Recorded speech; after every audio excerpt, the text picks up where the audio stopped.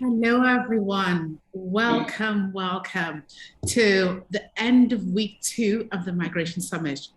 We've had such a fantastic time so far, and we're really happy to have you here. My name is Lorraine Charles. I am the Executive Director and co-founder of NAML and one of the organizers of this event. So welcome and thank you for being here. So the Migration Summit 2022, organized by MIT Refugee Action Hub, NAML, Karam Foundation, Paper Airplanes, and the MIT Abdul Latif Jameel World Education Lab, is a month-long global convening designed to build bridges between diverse communities of displaced learners, universities, companies, non-profits and NGOs, social enterprises, foundations, philanthropists, researchers, policymakers, around key challenges and opportunities for refugee and migrant communities. This year, we're exploring the theme, education and workforce development in displacement, through virtual events hosted by participating partners around the world. This is a very exciting and special session for me, led by someone I've known, met recently, but has been a good friend of NAML throughout the last couple of years. So through three, in this session, we'll hear from 3 founders of 3 unique community-based organizations that serve refugee youth in Kakuma camp in Kenya. And we'll hear personal stories of community empowerment and personal empowerment, skill development on a journey to serve the needs of youth in their communities. Dr. Ilene Winokur will lead the sessions. Ilene, an educator, interested in how do we make education better, will introduce her the colleagues which she's been mentoring for the last few years. Ilene, I'll hand it over to you to introduce these very special guests. We're really excited to have you here. Thank you. And I just want to plug that not only is Ilene leading this, Ilene was one of the mentors on the NAML program and was a fellow panelist earlier in the week. So I'm really excited to introduce her here. Welcome, Ilene. Over to you. Thank you so much, Lorraine. It's so wonderful being here and to have you introduce all of us, especially me. Thank you so much. You're such a good friend of all of us. So I am Ilene Winokur. I have lived in Kuwait since 1984. I retired from full-time work in education as an administrator and teacher in 2019. And I have spent the last number of years helping and supporting and mentoring refugees around the world. I sort of met this group of refugee leaders by accident, but it was an awfully lucky, a wonderful stroke of luck, actually, for me. So what I'd like to do by starting off and introducing each of the refugee leaders is to play a short video of each one and then have them introduce themselves. So we're going to go one at a time. The first one I would like to introduce is Ebengo Honore. I call him Honore. His formal name is Ebengo. His son is also named Ebengo. Let me share my screen so I can play the video so we can get started. And let me know if you have any trouble hearing it. Hopefully not, because we tested it a little earlier.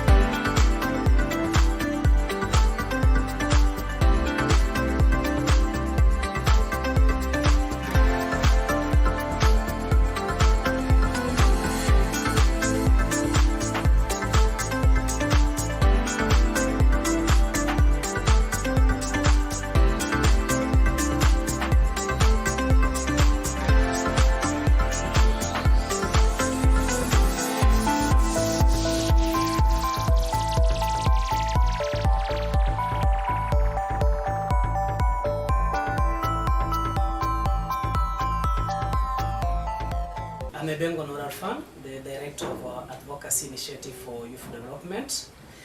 Created since 2019, the organization has trained more than 1,000 youth, and the program name called Fit for Purpose. This program involves computer basic and computer advanced, freelancing and digital entrepreneurship, leadership, peace and conflict resolution, mobile app, digital citizenship. We now recently created another program called business management. This is just helping us to train community members on how they can run their business, grow them, and maintain their business. As an organization, the vision is to train more than 45,000 youth by 2030. And the mission is to break the cycle of the poverty and increase job placement opportunity among youth via soft and digital skills. We have a team of 23 staff who are paid and 12 volunteers who are non-paid.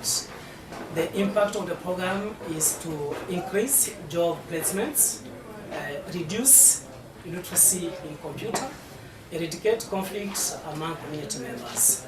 The plan of sustainability is to build a channel of sharing skills among community members via our trainees. As an organization, we have our challenges. The challenges is we don't have enough space where to train people, which can help us to reach that target of 45,000.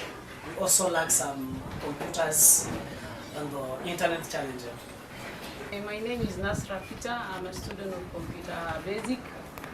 We had a discussion and we suggest that we should pay 1,500 per package. And we suggest that you maybe should also support us with some amounts because we don't have funds somewhere, some of us, and we need your support.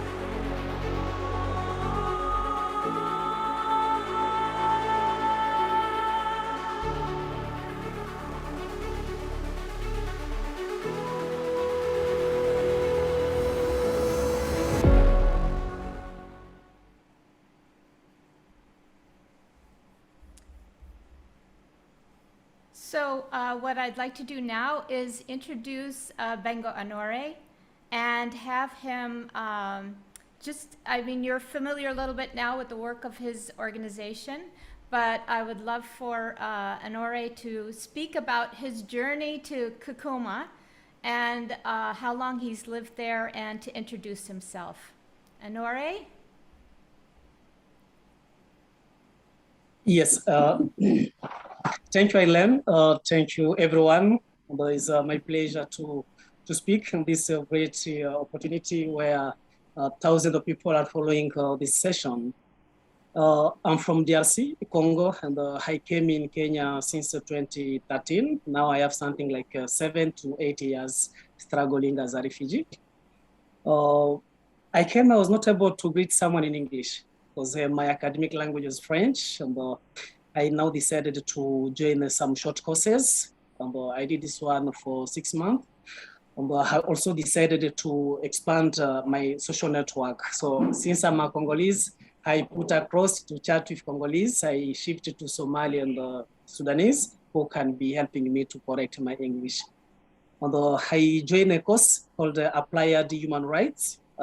After this course, I decided to start training children in the community on how they can be able to identify and recognize their rights as children.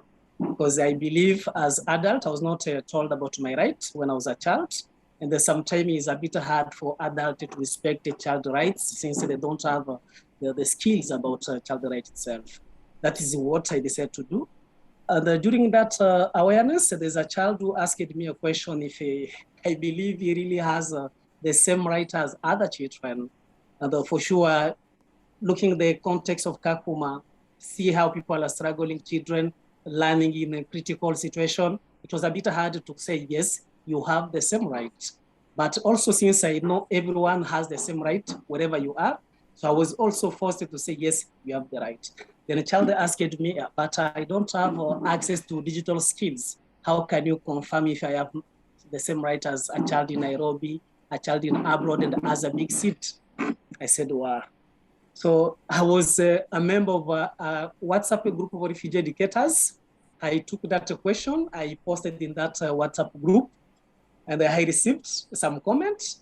And directly I received also a direct message, a private message, and that was from Ilene. She asked me, how many computers do you think we can start with? And I said, we can start with 20 computers. She told me, no, let us start with 10. I said, that is good. So she sent me man. When I told my wife, she told me, no, you are lying. No one can send you man since you never meet, you never chat, you never have any private conversation. I said, let us see. After some hours, when I checked my bank account, I realized there's money. I told my wife, I must go to Nairobi to purchase some computers. Then she said, are you really sure that is man? She was one. I said, yes, let me try to remove from my bank account to my M-Pesa to see if it's really man, so that she can feel comfortable. I draw some amount, I put in my M-Pesa. They said, oh, really is man. So I went to Nairobi.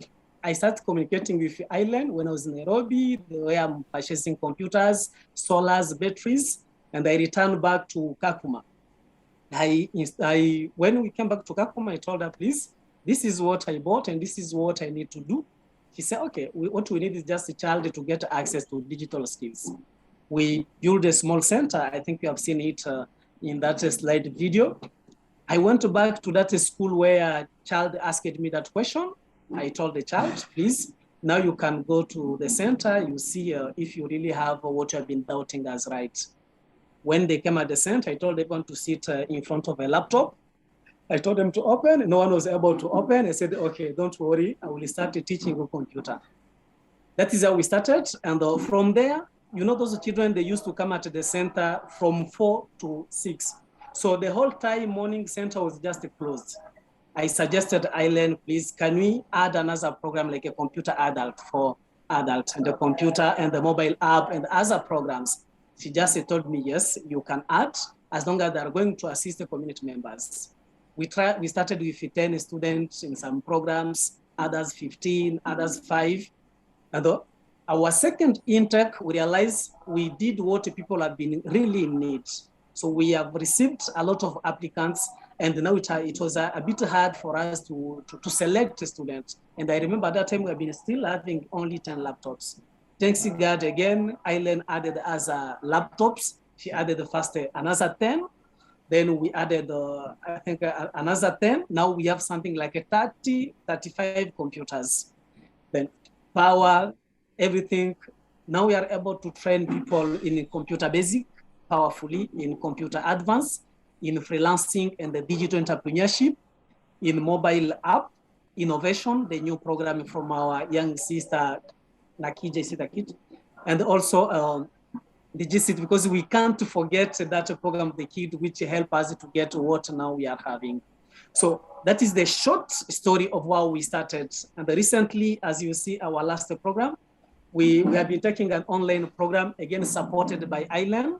It was a business street school where we learned how people can be able to install, launch their business, how to maintain them and grow their business. So after completing that course, it was not for free. The cost has costed something like $1,000 US, 500. I think it was such kind of amount.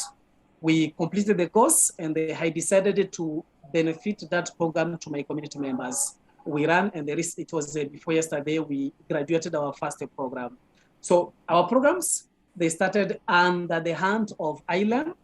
We are progressing under the support of Ilene. Yes, we also received a screen from Mr. Scott Bill, who supported us with a screen, and I think maybe you can join the session to also witness. So in 100% of our support, we have supporters Ilene. We have 20 staff who are paid. 20 staff who are paid. Among 20 staff, we have some Kenyans who are supporting program with their skills. So we have also volunteers. And I'm not proud, but we pay more than some organizations in the camp because our staff are getting, some are getting 35, others 12,000.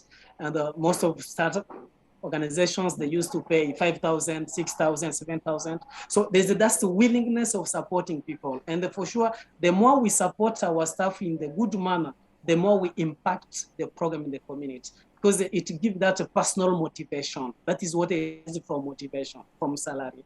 And that is also normally say, thank you, Ilene, for what you are doing. For sure, I normally feel like it is what I'm doing, even though I'm not supporting something, but it's totally emotional. And is it only that person who can continue supporting people? Now we have 1,000 refugees who have been graduating the program. Can we also invite others to give a hand on what she's doing? She can be tired. She's no longer. We'll get into that a little bit more. Thank you so much, Honore, for all of your wonderful description of how you have come this far. Now what I'd like to do is play the video for Kitala Mupenge Fabrice and introduce him and have him talk about his journey. And by the way, I am the Journeys to Belonging. So when you see that logo, that is me. By the name Kitala Mupenge Fabrice from the Democratic Republic of Congo, the founder of a community-based organization called There Is Hope Africa. Created in 2017, There Is Hope Africa, which is a community-based organization based in Kakuma refugee camp, was created in 2017 in order to tackle some of the challenges fellow refugees are going through. And we basically focused in empowering the refugee women, young adults, but also the youth by providing them vocational training skills in hairdressing, tailoring, music production, video production, and movie production. We realized that women and the youth are the most vulnerable groups in the community, which means if they are empowered, some of the challenges such as domestic violence, like robbery committed by the youth were very many in previous years because of the lack of job. You know, when the youth are unemployed, jobless, you'll find that there are many challenges that occurs in the community.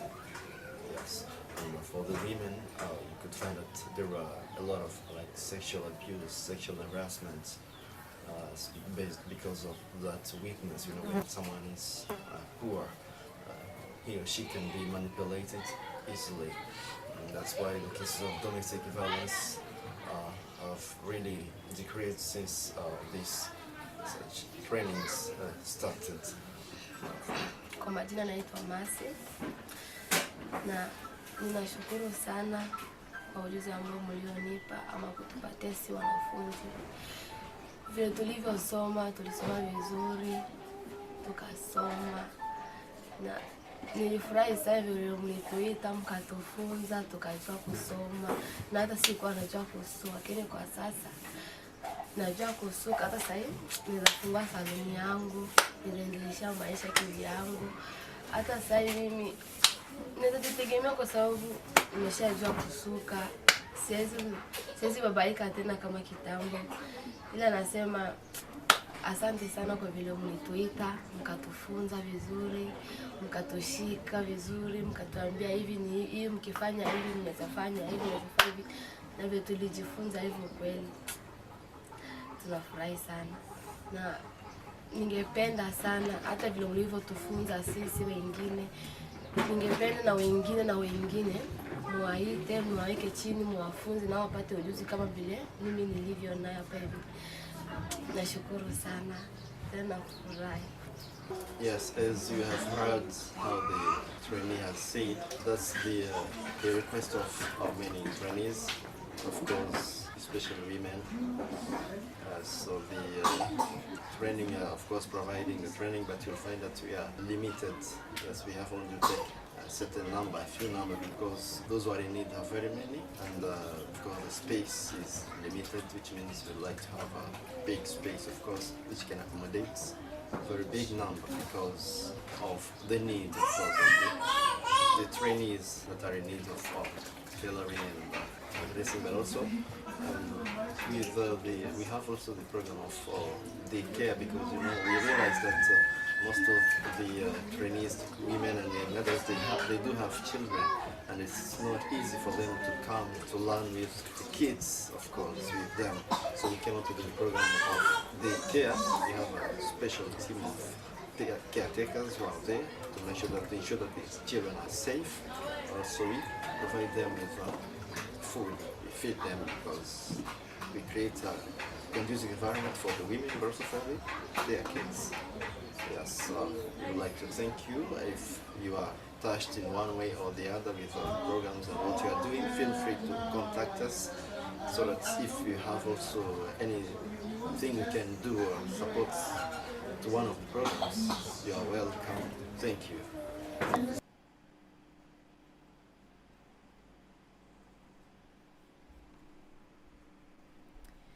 And so I'd like to welcome Kitala to introduce himself and also talk a little bit more about his journey to Kakuma and how things got started. Yes, thank you very much.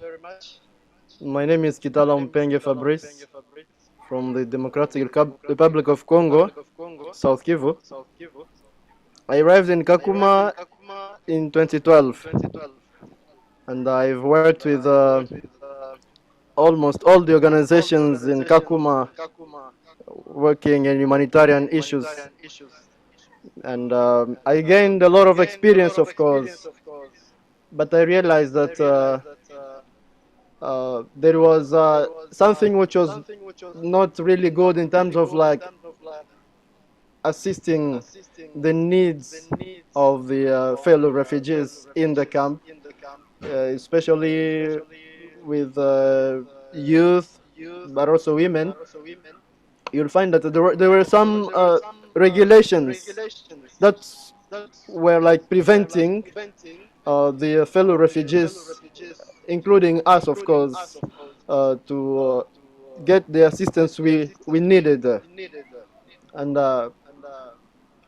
in 2017, we with some fellow refugees, we tried like to come up with ideas in order to see how we can solve some of the problems, the challenges our communities were facing in terms of like education, but also other skills that are helpful to help one's like transform his or her life. Yes, we co-founded more than 4 or 5 community-based organizations, and of course, as a refugee, it was not easy. It was not easy to achieve what we wanted because there was no any assistance from these organizations or anywhere. That's where in 2019 I met with Dr. Ilene. Before that, there was a course, of course, I was taking in refugee issues. I think the course is, I don't remember the name very well. Dr. Ilene also was part of that course, and it's when I met her for the first time. And in 2019, I just sent her a message. I remember I was telling her what I'm doing in the camp, the activities I'm doing, like helping fellow refugees, especially the youth and the women, of course, to trying to empower them, because I'm a multi-skilled person, of course. I do have a lot of skills, whether it is in like social work issues, like empowering the youth in music production, video, audio, and some few skills in hairdressing, of course. And I told her what I'm doing in the camp. So she asked me what I needed, and I told her, I proposed her two ideas. One was reproductive health, and other one was hairdressing. So she told me to send her a proposal, and I submitted the proposal, and by God's grace, she really funded that idea of empowering the refugee women by providing them vocational training skills in hairdressing. And we started with 40 women in September 2019. And after that, I told her that there was another challenge, of course, generally in the camp, but also specifically to our program of like most of the refugee women and the young mothers were coming with the kids, the children. You'll find that for them to learn, it was not easy. So I proposed there whether we can have a daycare program so that like while these women are learning, the children also are taken care of. And really she accepted the proposal. She also funded that program of daycare. And we continued in 2020, 2021, of course. I also, because as a social worker and fellow refugee community leader, as I said that I worked with many organizations in the camp, I know and I knew the problems of the community. So I realized that in Kakuma there was a lot of challenges of theft, robberies perpetrated by the youth, yes, during the night but also daytime. I proposed that Dr. Ilene that I had an idea of empowering the youth, providing them with a skill like in music production, but also video production. And for those who have there are those who have talents of film production, like they have ideas of producing movies based on the ideas. So I proposed all those ideas to Dr. Ilene to work with the youth also. She really accepted, and she funded the program. And now we began also the program of empowering the youth in music production, both audio and video production, but also movie production. And now we are running those programs at the Resort Africa. And currently we have more than 50 youth that we are empowering in movie production, but also music production, and to see how their talents can help them to transform their lives first, but also that of their neighbors, community members. And that's how, of course, most of them, you'll find that who were involved in some bad issues like robberies and other gang issues, you'll find that those cases decreased and they even disappeared. Now we are having those programs, making sure that those youth are not involved themselves in some bad issues by providing them the skills that at the end of the day help them bring food on the table, transform their families, but also that of the community, of course. So we are training these women, but also these youth, but you'll find that the challenges are there.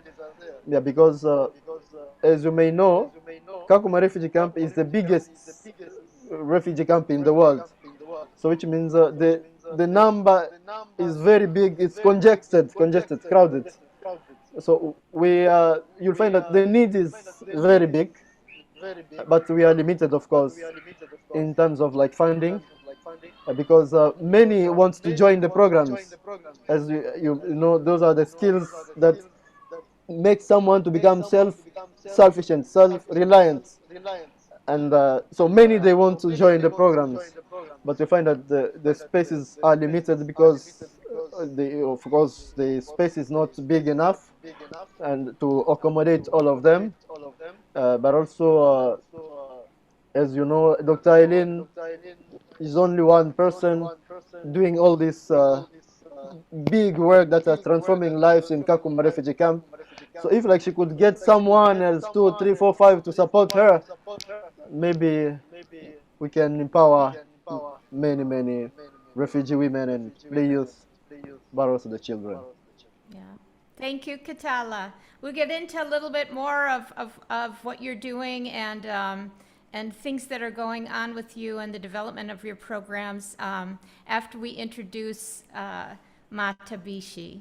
So I'm going to go ahead and show his video, and let me pull that up, share my screen, and then we will introduce Mata.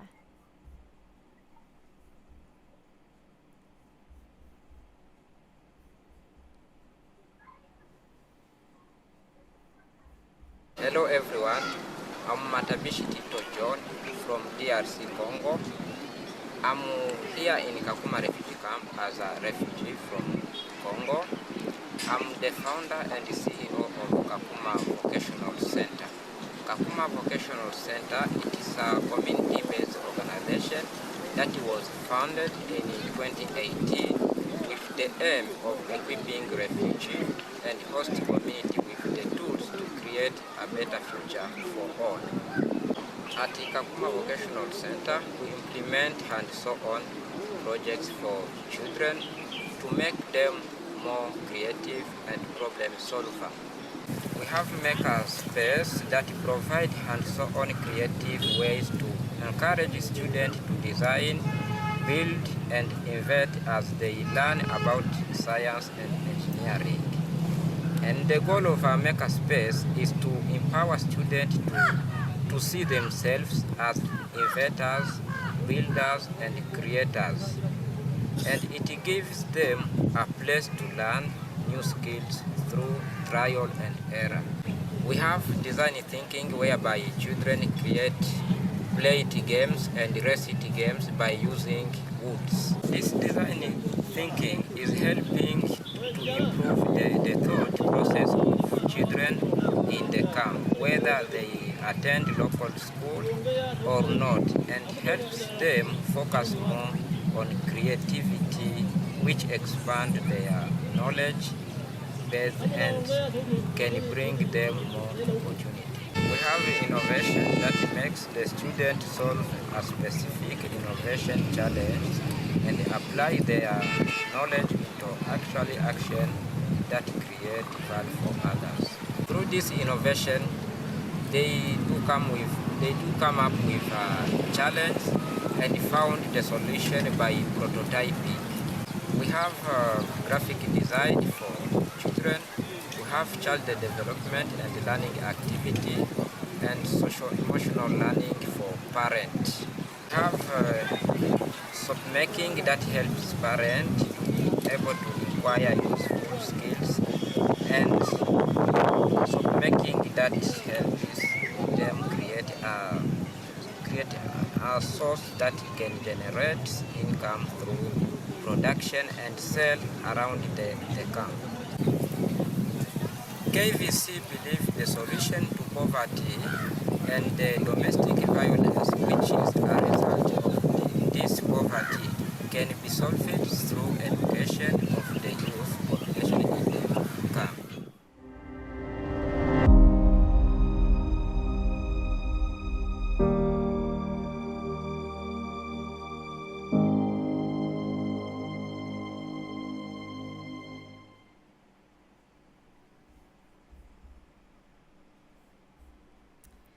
So I'd like to introduce Matabishi, or Mata as I call him, to talk about his journey to Kakuma and how he got started.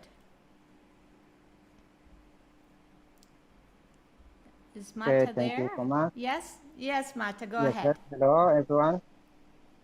Yeah, I'm Matabishi Titho John from DRC Congo.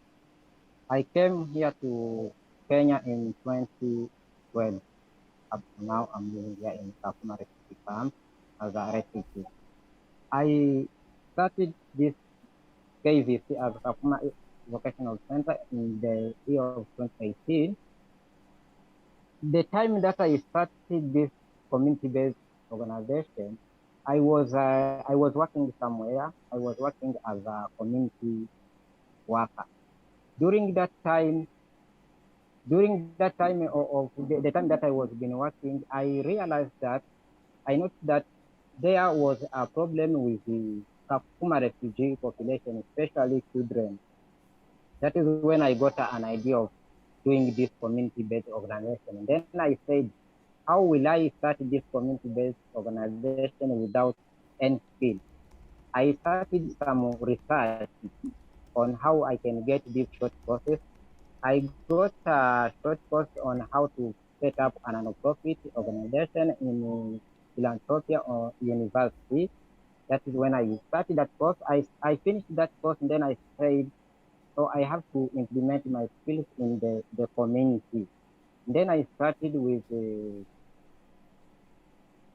the children who are not accessing the school. Because mostly here in Kakuma, you found in per class, you found there is a high number of children who are attending the class. So it makes the students to drop out from the school. Then I said, so I have to come up with this project that can give these students an access or which can give them at least an idea of coming back to school. From there, I was not having any sort of starting. Then there was a group, there was a Facebook group that I was in. I start private chatting with members of the group. From there, I was just sending a request of support on how they can support me with this project of start to help the children in the community.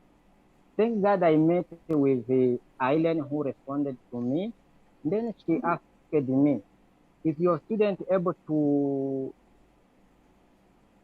learn woodworking, which is the design thinking? And then I said, yes, they are okay, they can do it. And then she told me, okay, fine, you can send me your email so that I send you the link where you can learn something, some tools, how you can start it. And then she connected me with BitFest Chicago, where I started learning about the working, design thinking, critical thinking.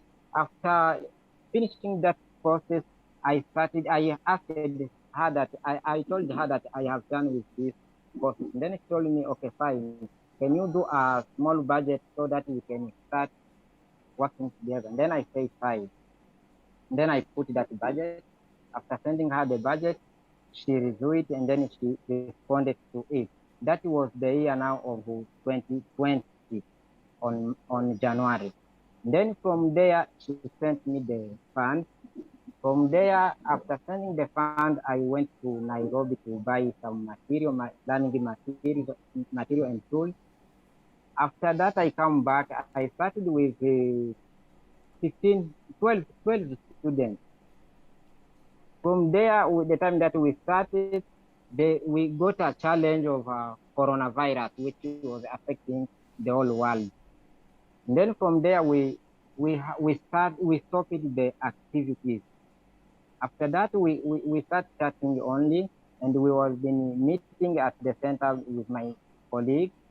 From there, reaching to July, we opened the center with the 15 students again.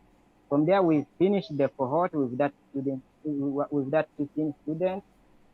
Reaching on September, I have realized that there is a big number of students who are in need of getting that skill, because it was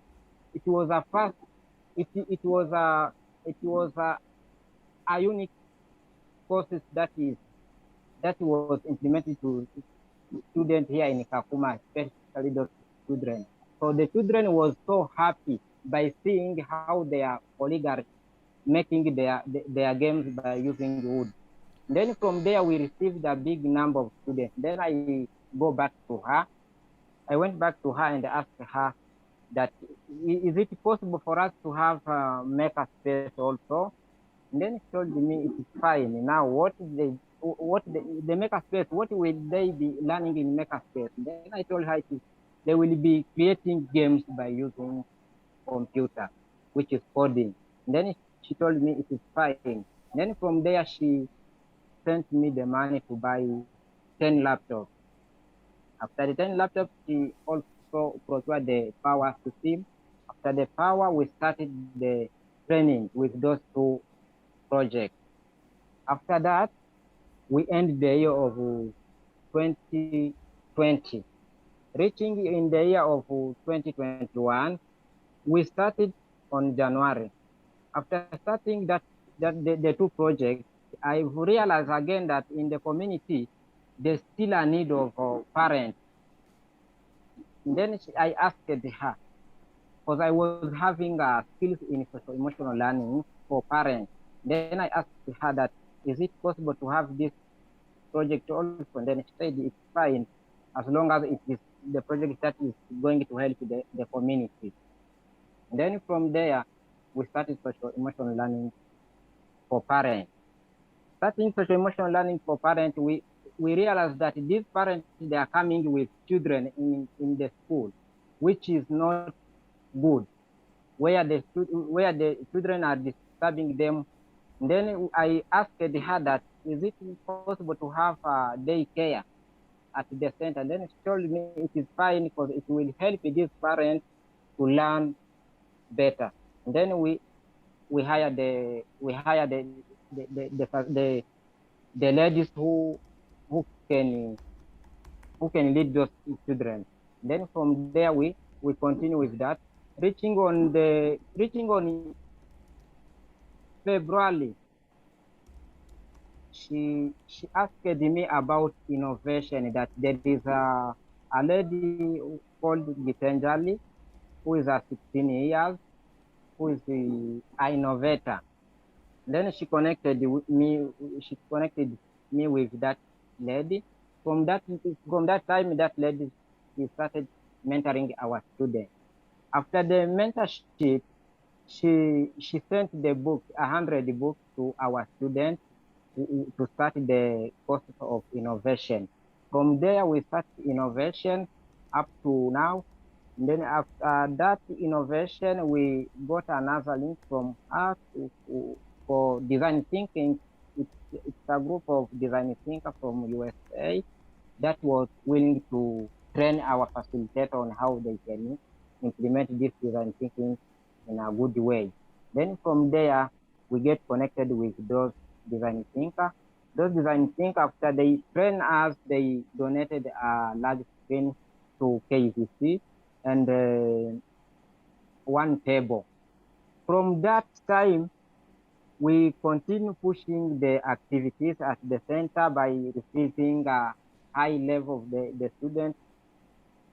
And then we have decided again to have another courses called graphic design, which helps also children to design logos. They can design anything by using computers. From there, I come to realize that in this world, you can sometimes you can say that I can't reach to this point, because the time that I started this, because my passion was, I was willing to attend the university, but now there was no fund that can make me to access university. And then from there, I come to realize that you can be having an idea by looking for people. There is, in this world, there is some people who are willing to help, but now, how they can now help? There is I come to realize that Ilene, she's really helping the community in Kakuma refugee camp on how they can transform their learning. For sure, here in Kakuma, you found the children, they are not going to school because of the number of the schools that are in the school. But through now this support from Ilene, we thank God she's really helping us. Although she is alone, but she's really helping us a lot. Thank you so much. Thank you so much, Mata. I appreciate all that you and the others do, because I'm just here and helping however I can. So what I'd like to do now is just go through a little bit of the process, because my goal has always been to ensure that whoever I'm involved with is going to eventually be independent of me and not need me.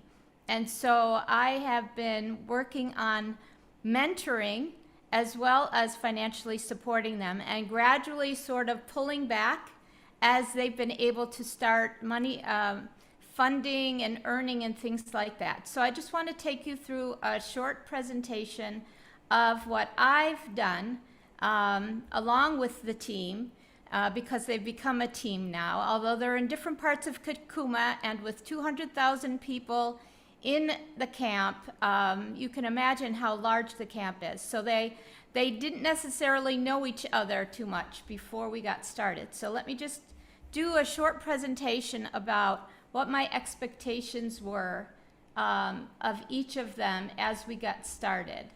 So let me see if I can share so you can see this. No, not share. I want to present. Oops. Just for a second. I'm trying to move my Zoom screen out of the way so that I can give you the slideshow. Okay, here we go. So as we said, ADIYD, or the Advocacy Initiative for Youth Development as it's known now, because it had to change its name about a year ago, started out with smaller numbers. As you can see, it's probably a photo from 2019. And in 2022, you can see the number of people who graduated. This is for the Peace and Conflict Resolution course that I know that Honore will talk about in a little bit, because it is something that is so needed in the camp, because there is a lot of violence, as the leaders have told you. And you can see by the numbers how the programs have grown over just the 2 years that they've been offered. For There Is Hope Africa, as you can see, that's a photo of the music production and the film production group that recently started. I helped them get the cameras, but they're basically funding themselves now, because as I'm sure Catala will share with you, they're doing all kinds of projects in the camp. Again, the need is there, and the refugees who live there, the leaders who live there, know what's needed. So they guide me about what is needed. I don't guide them. And I think this is something that is really important when groups or individuals get involved with supporting refugees wherever they are, or displaced people wherever they are. They're so innovative and they're so creative, but the most important thing is they live in the circumstances, they live in the community, so they know what's needed.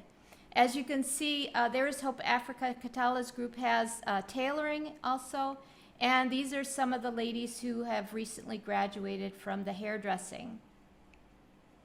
And with Kakuma Vocational Center, the students started with BitSpace Chicago, because by the time Mata got in touch with me, I was already supporting Kitala and Honore, and I told him I didn't have the funds to be able to do anything. However, I could give him that course that he told you about, and we worked on getting the supplies for him. And so basically, he learned the curriculum for 2 courses and has now been able to hire some trainers for it. And you can see what they build. And he'll talk about that a little bit more after, I'm sure. One thing that was really important is for me to teach them the skills that they needed to be able to prove their need. So I didn't just go out handing money. First of all, it was a leap of faith for me to send that money to Honore, but something in the way he interacted with me, I just believed him, and I said, you know what? Send me the budget, send me the proposal. He put it together, and I funded those initial 10 laptops. He took that 12-hour trip each way to Nairobi. It's very far. And when he was in Nairobi, he took photos and sent photos back of everything that he was doing and asked my opinion about everything that he was doing and buying. He stayed within the budget, and he came back, and as he told you, he got started. And so showing them all of these things, that they had to do a projected budget, description if they were putting in a new proposal, that they had to do eventually annual budget projections, so I at least knew if I was funding salaries or what I was funding during the year, however much they could predict, because of course things unpredicted will come up, like COVID. And they need to send me weekly or monthly reports. And so this is just an example of KVC's BitSpace proposal. So they would put together a written proposal, a project description, what they hoped to do with it, why it was needed. These were important skills that I believe they needed to show me, but not only me, in the future, when they are looking for other funding, they needed to be able to do these kinds of things. And then this is just an example of, and I don't dictate how they do it. Each one does it differently, but you know, they know that they need to submit a budget. We negotiate about the budget. As Honore told you, he started with 20 laptops. I came back with 10 laptops, and we settled on 10 laptops to start off with. And then monthly report. Again, I receive monthly reports from Catala and from Honore. And I receive weekly reports from KVC, from Mata. I don't dictate what they do, but they do let me know how many people are working for them, what they're doing, what they've accomplished during the week or the month for each of their programs. Again, for funders, this is extremely important because they need to know where their money or their in-kind donations or their efforts, where it has all gone. They all want to have that reporting. And so I wanted to get them used to not only reporting to me, but in general, how they would report to any funder or any donator. And so that just gives you a little bit of an idea of the information that I get. And they put people in charge in their centers, if they want, to put the reports together. But that person knows exactly. And they have team meetings with their facilitators, with their team, on a regular basis to make sure that they're headed in the right direction. The other thing that we did was, as a team, and I would highly recommend Acumen, who offers free courses, a lot of it for nonprofits. And we decided about a year ago, June, we decided to do their fundraising course for nonprofits. And this was what the course, I can put the link for the course in the chat if anybody else is interested. They have all kinds of courses that come up. Some are synchronous, some are asynchronous. And as a team, we spent 6 weeks going through the process of figuring out funding, to figuring out how to tell our stories, something that they're still working on, but I'm so proud of the way that they told their stories today because it's been a process. This was what we learned during the course, and they were able to get certificates that they completed the course when they were finished. Again, really important for them in the camp to have some kind of certificate to show their accomplishments. And then we, as a team, put together for the course who we were, our mission statement, what the urgent challenges or challenge was that we would be approaching. And so this was something that we had to submit for the course, but it helped them really get an idea about what kinds of things they needed for each individual organizations. And as you've heard, Honore's organization is very different from what Kitala does, from what Mata does. They each have a different group in the community that they cater to. And so we're going to get into that with some of the questions I'm going to ask them in just a bit. And then what specific resources do we need? You know, how will your gift or donation make a difference, so that they could explain exactly where if someone donated, what difference it would make to them in specifics. And so that was some of what we were doing, but I also helped them network. So as Mata told you, I helped him network with BitSpace Chicago. I had, just by chance, a month or so before, attended a webinar, and someone who worked for BitSpace was on it. I reached out to her, and she said, yes, you know, a nonprofit in Kakuma, we can give you the course for free, or at a reduced rate. I think it was a reduced rate. And you can have the curriculum forever. And so that's how he got started with the woodworking. With Gitanjali Rao, I saw her speak, and I read about her being the Time Kid of the Year, the first time Time magazine had ever done that in 2021. I reached out to her on Twitter, and she immediately said she's a high school student. She still hasn't graduated, but she has inventions under her name, patents in her name, and she has written a book about innovation and design thinking, and she was able to do that.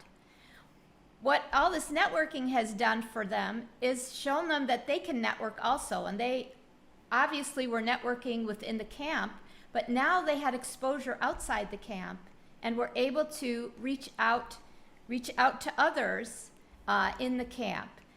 This is just our contact information, which each one of them can put in the chat. But I want to go back and spend some time on some questions. Each of the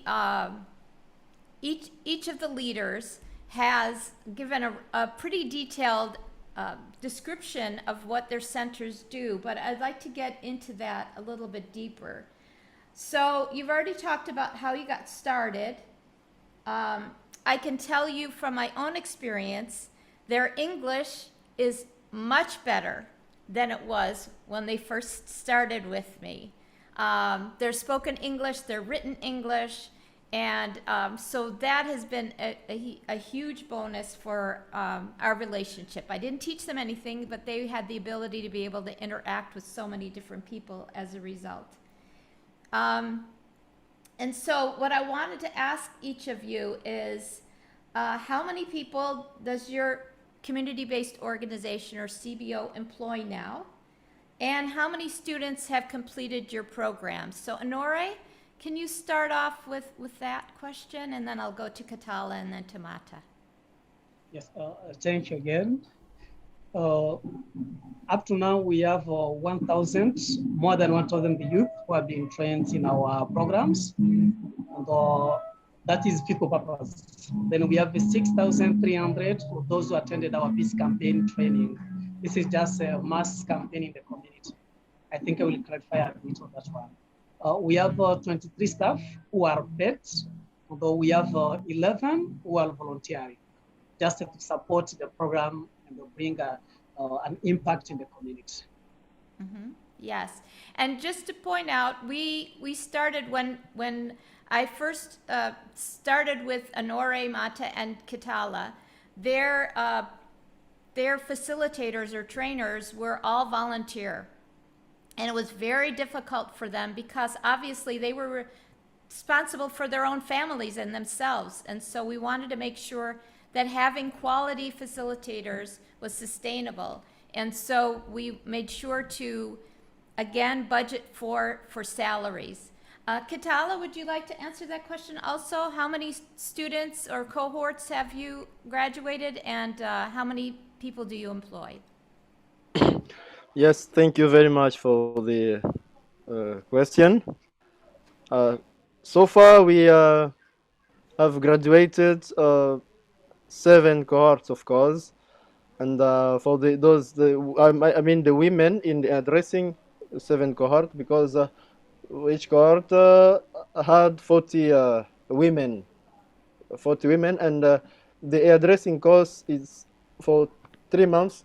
Before, in 2019 and 2020, it was for 6 months, but we realized that we could like have it in 3 months because of as I said, people who need the training are very many, and waiting for 6 months was not easy. So we had to make sure that we change the plan, and we have so far had graduated 320 women in hairdressing, but also in tailoring, which now we have the second group, because the first one we graduated, there were 8, and now next week we'll have the graduation of all other 10 in tailoring, but also for the music production and a movie, of course, as I said, that we were also empowering the youth, of training them in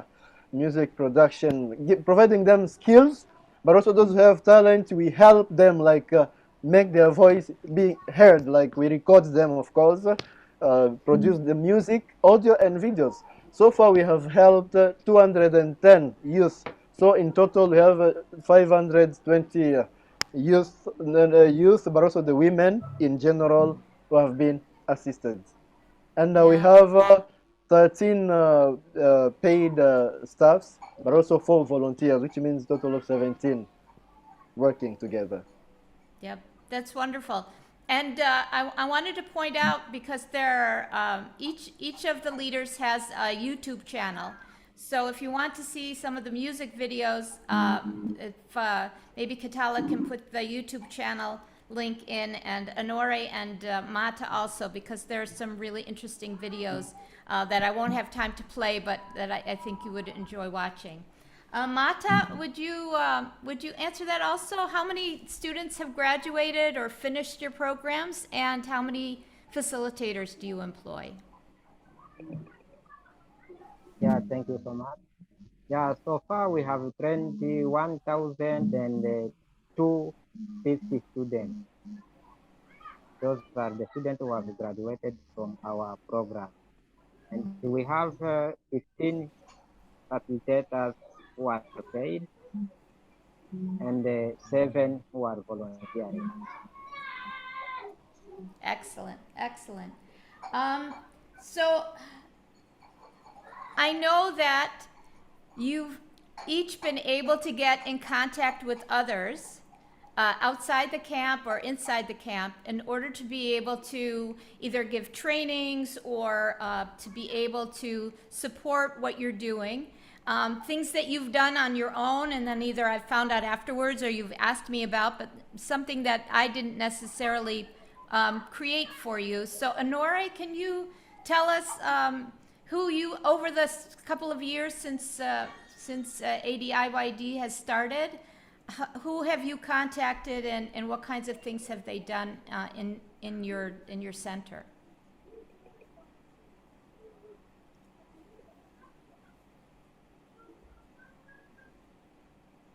Honore, I think you're muted still.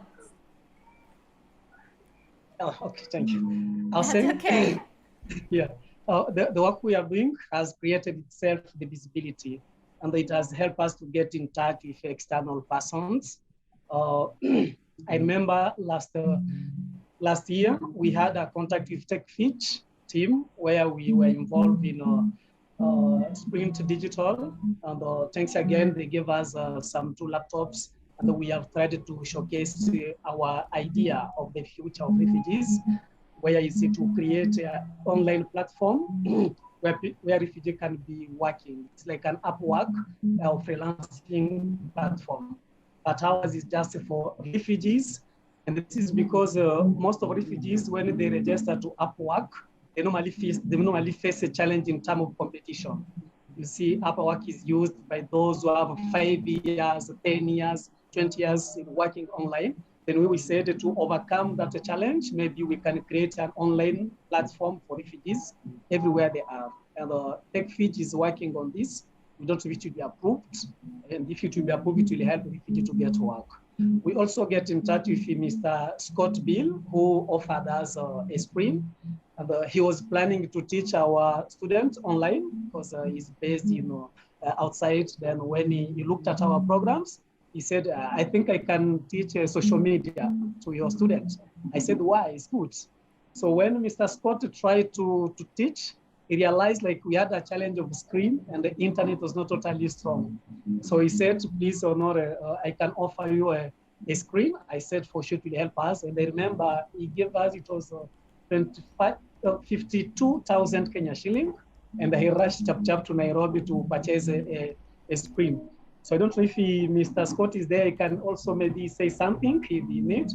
But those are the two persons potential we created, and they have helped us. And I remember also he tried to create a fundraising link, but unfortunately, I think it not get support. For him, it was like a way of assisting us because he realized what we are doing really need support. And the support most of the time is in terms of finance because we are not able to generate income from our end. So those are the two persons. And we have also those from my team who attended the Landmark Forum. And it was for sure training them on how they can be the leaders. It has helped people, some of our students, and also some of staff were involved in that Landmark Forum. And recently, I delegated some 6 of my team who went to Nairobi to participate in their Landmark Forum. And we have given an opportunity to maybe repair, I think, 2 of our laptops who were totally down. Then I asked them, please, can you assist us to repair the 2 laptops? I think I communicated with Ilene because I can't, in my philosophy, I can't engage into another discussion without updating my major partner. So that is what we did, and it's how we are doing. Wonderful. Thank you, Honore. Kitala, outreach for you. I think you had somebody come from Nairobi for the beading. Yes?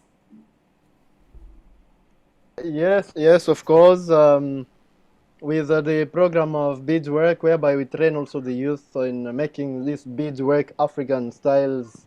Not only Africans, they are appreciated worldwide, of course, beadsworks. And we had also a connection with a teacher, a trainer from Nairobi. You know, it's not easy. People who are living in Nairobi to come to Kakuma, they really don't like, they fear. They are told there are some scorpions here, dangerous snakes. But of course, we convinced that teacher, and with the support of Ilene, of course, we had to pay for the transport of the trainer. And he came to Kakuma for, I think, 1 or 2 weeks. And he trained these youth. And most of them, they are now making money with that skills. Yep. Wonderful. And Mata, how about you? Networking with others? Yes. Yeah, through our posts that we normally post on our social media, we get in touch with Christoph from Canada who donated 12 books for children. And we also get in touch with the Savior Project, who is willing to work with us here at KVC, and the Amala Education. Great. Okay, so I'm going to turn it back over to Lorraine because I'm mindful of the time. I think we have about 15 minutes left. Lorraine, go ahead. There was one question that Blaine asked about challenges. Blaine, I don't know if you want to go off mute and ask the question yourself. You asked earlier on. Let me know if you want to, otherwise I can read the question. Blaine? Yeah, sure. I can go offline. Yeah, hi everyone. There you are. To begin with, thank you for sharing your amazing journeys, especially coming from a refugee's point of view. It's never really easy to start certain projects or try to empowering refugees while still living in refugee camps. So of course, I just wanted to know like what kind of challenges you guys faced early on when trying to bring up these programs. especially in the refugee settlements. All right, thank you. Thank you so much, Blame. I start? Mr. Allen, for sure it's not simple to start such kind of program in refugee camp. First, you don't have someone who will trust you. Because I told you what happened when I get in touch with Madam Island, and what my wife was having like doubt, how that person can give you funds. Because of what refugee people who are taken like a miserable person, and they can't be given a responsibility of some funds. So that is also normally creates some doubts from external partners. But in our case, I realized like such kind of idea must be put off, because we are all of us people. We have ideas of what we need to be and what is really challenging our community. We are the source of the solutions. Also, we know our problem very well. So trust is something which normally affects, I normally got the first challenge. Secondly is now to get a legal identity. You know, we are in the camp where the context of Al-Shabaab and other realities are affecting the situation. Then the government itself is normally strict on how to legalize the community organizations. So you realize like for you to go and apply for legal identity is a bit hard for the government to come and they give you. That is something you have to work on. I can tell you, we started this since 2019. Despite the impact we are making in the communities, people working in other organizations, but it's still hard to get a certificate for registration. We have explained several times. They visited our work. I can tell you, if you go to our social media, you will see what we are doing. But who will trust if really this one is not something which we will tag? I don't know which picture they normally have. Then when you come in terms of securing funds, refugees are totally limited in terms of social network. I can tell you I created several fundraising, but who's going to donate? Who? Because if you go to giving away, they will tell you plus your network must donate, then we will do matching donation. And the fund is there, no one is able to. But there's someone who can just launch a fundraising.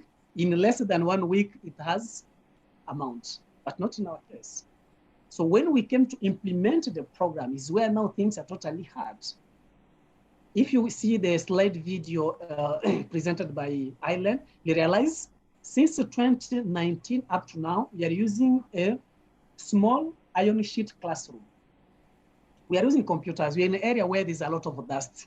How do you think computer will sustain if we expose them to that environment? How? Then who is coming to build? Since you alone, you don't have they said, let me give you this picture. I wanted to request a fund to one of organization in the camp. They told me, how comes you poor? You are designing some programs, you don't have money to support yourself. I think if you could do that, you could cry. Because is it poverty which can identify or define someone? Or is what you have in the mind? You got to the point.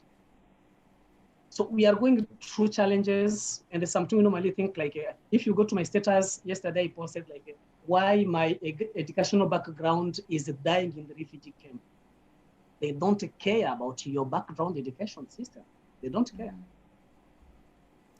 Yeah, and the problem that you were trying to solve with your organization, with your CBO, Honore, was really the youth above 18 years of age who have no access to higher education or very little access to higher education, and any kind of ability to get skills in order to be able to do even remote work.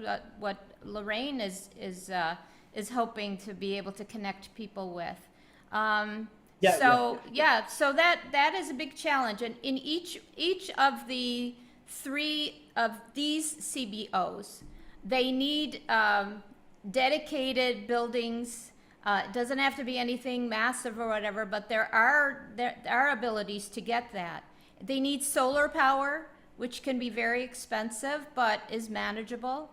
And they also need ability to be able to expand their programs because there is such a high demand for the programs. I mean, more than 50% of the camp, of that 200,000 is youth, are young people. And many of them were born in the camp. and are still there. So I would like to ask Lorraine, I think we have someone in the audience, David Ash, and he was involved with MATA and KVC, and I was wondering if he might want to talk about his project, his company's project. Okay, Lorraine. Okay. Sorry to join late. I didn't realize that Mata's invitation was for now. And so I saw the invitation, but I didn't realize it was on now. So I'm glad that I can join. Let me just add to what the previous speaker just said. Was one of the things that Mata does that so impressed us, and I'm with the Design Thinkers Group of the US, and we've worked with KVC on teaching them some of the design thinking processes and skills. And Mata and the team really work at transparency, and they work very hard at that, so that if there are funds given or supplies bought or things, they have done an extremely diligent job of showing us that things are being used where they bought them, not just receipts. He has a way that I've worked in Africa since 1979. So I've been all over, lived in Africa over 7 years. And I just was so impressed because a couple of times Mata did not say some things, but he put them in the videos so that we could see them. And I was like, that man knows what he's doing. And so helpful to those people who are doubters, those people who have those kinds of questions that you talked about, Honore. It's that we've got to do things in a more transparent way. We've got to do some of the things with less things. And that's one of the things that Mata and the KVC group have worked at. In design thinking in the US, we use sticky notes and Sharpies and whiteboards and all this kind of technical stuff. And they don't have it, but they have been very creative and innovative about using items from the camp and within the camp to even do prototyping. And Mata had the great experience, or I think it was a great experience. They were thinking about improving transportation, and so they decided that they would prototype school buses and things, and they took them to the village for feedback and their colleagues, and boy, they learned a lesson. No buses because of the cost, because of the maintenance, because of all of the roads, etc.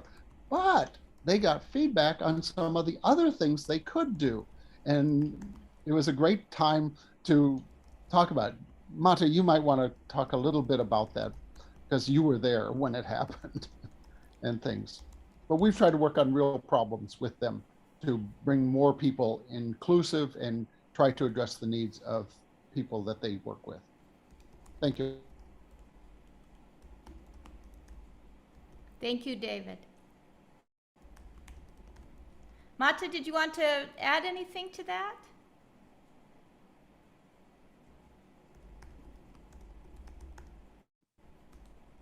See if he's still on.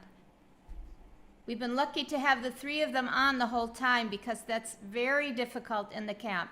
Internet connection, as Honore was mentioning to all of you, especially at this time of day because there's a curfew.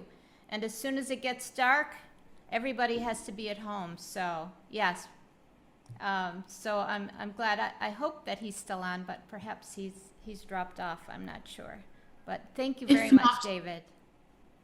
Thank you, David. I really appreciate it. If not, we've got another question about what does it mean to expand the program? Can you give us some insights about your plans for expansion? Yeah. Catala, do you want to, is Catala still on? I don't know if he is. Otherwise, Honore can speak to that. Yes.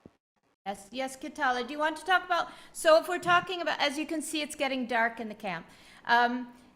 If we're talking about expanding your programs, what does that mean?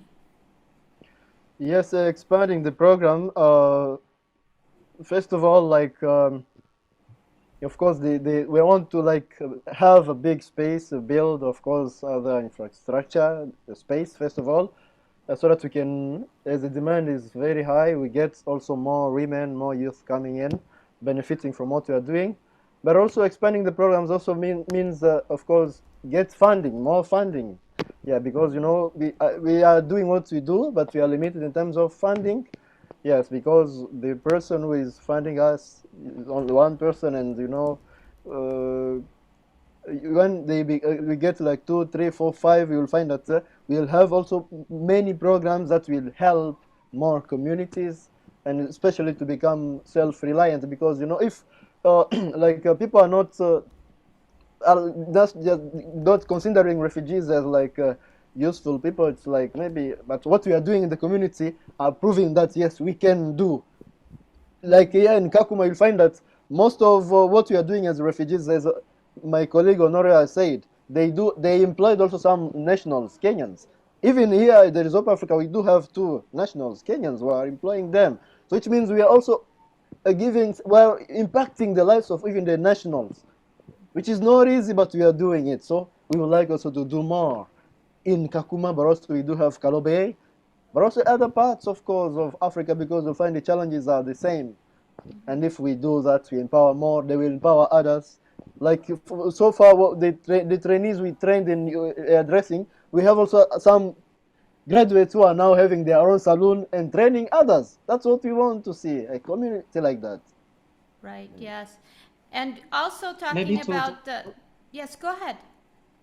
To add something is by expanding program is exactly what Fabrice said, but also we normally request we normally receive as a request from people from other refugees in maybe a Burundi camp, Tanzania camp, who are following our work online.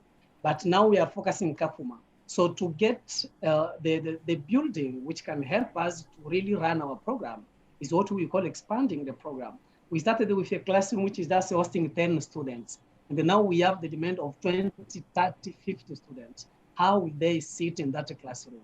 So if we don't think to expand that learning environment, those students will not really be there, or will be there but not comfortable learning. That's what we normally concede. And that is one of our many mission requests from everyone. If we can get support, let us work on the construction so that our students can also learn in the really environment.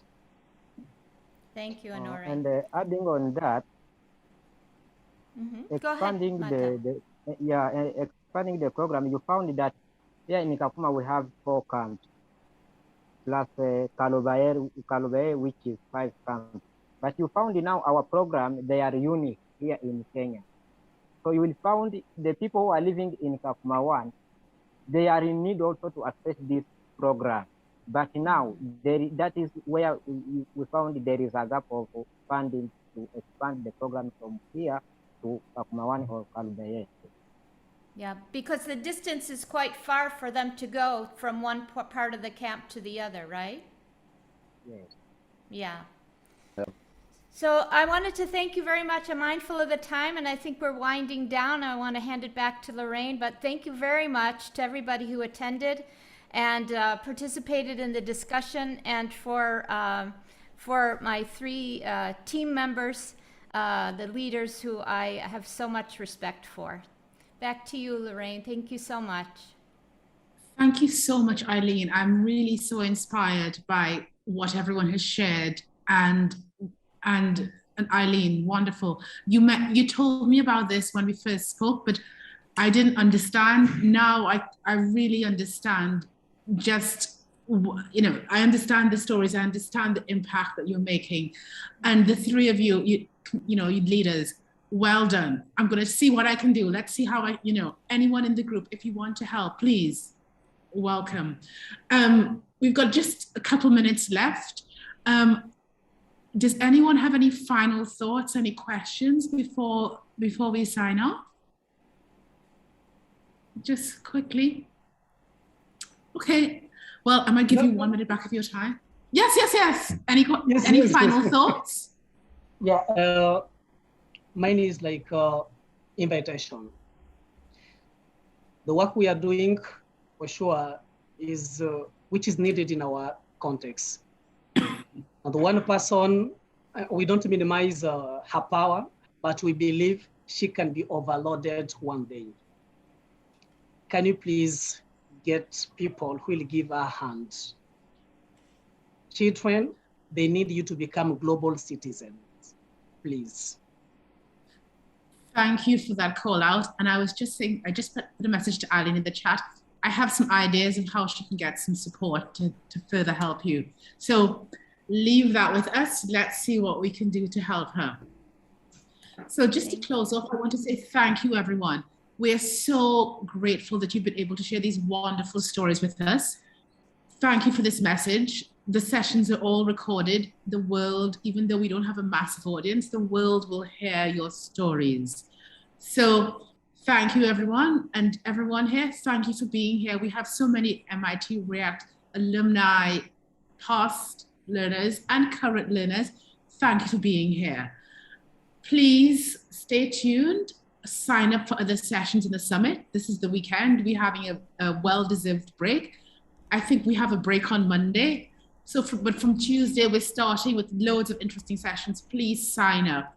Happy Easter, everyone. Have a really lovely weekend. Thank you all, and see you soon. See you next week. Bye, everyone. Bye. Thank you so much, Lorraine. And thank you, Steve.